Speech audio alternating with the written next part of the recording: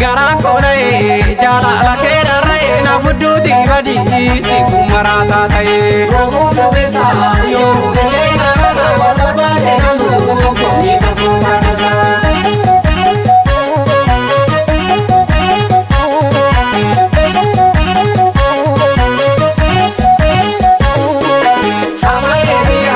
Sawano base male hamaye dia yo mamal kaburje hamaye dia wangu ni gotam dalche hamaye dia 4 kilo torgalche hamaye dia logo mare tu dia si barbare nave matu si base biya hamaye dia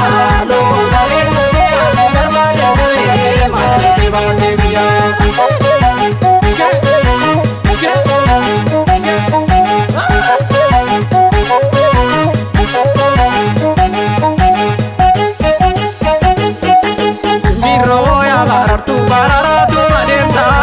Argula garanta pavate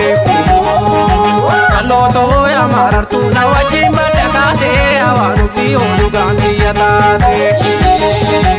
indemna bashangana pinne ke saremna awanu fi nutta fe gabrumani agate barna bira angu ya to koronu yo tidabe ichi ko ebimani.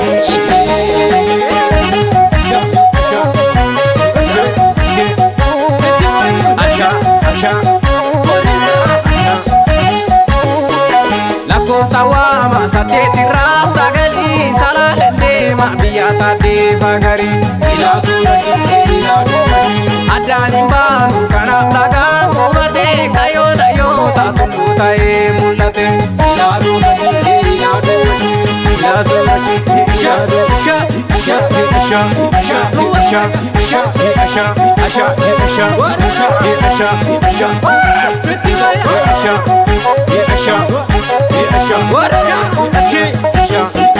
Gara kona jala la kera re na fudu di badi si fumarata taye. Robo besa yo mele na sa barbade namu ko ni fabu kanasa.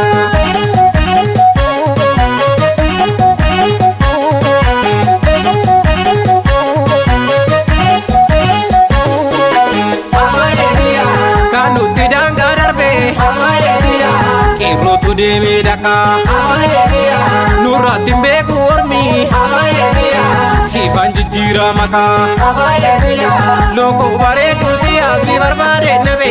matu si base biya hamaye dia loko bare kutia si barbare nabe matu si base biya.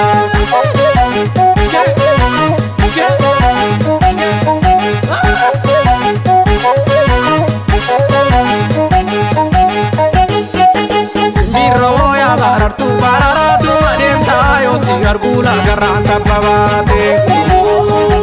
kallo to ya marartu na wajin badakate awanu fi onu ganti yatate gara ke ma fi mata fula sa tirpe ki awanu fi kanto basitise ko sobe to si sobu kan ganti tidama awanu fi ke ko garbe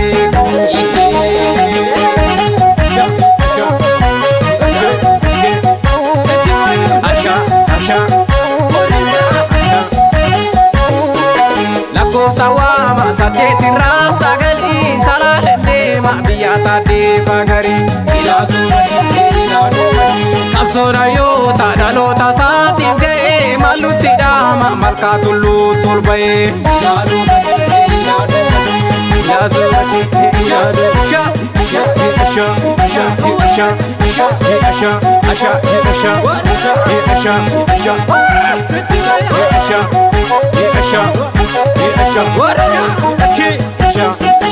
Dalen kango ta fakata yo sakaru sutakata hundu sila jimarata abdin kudu tiyatata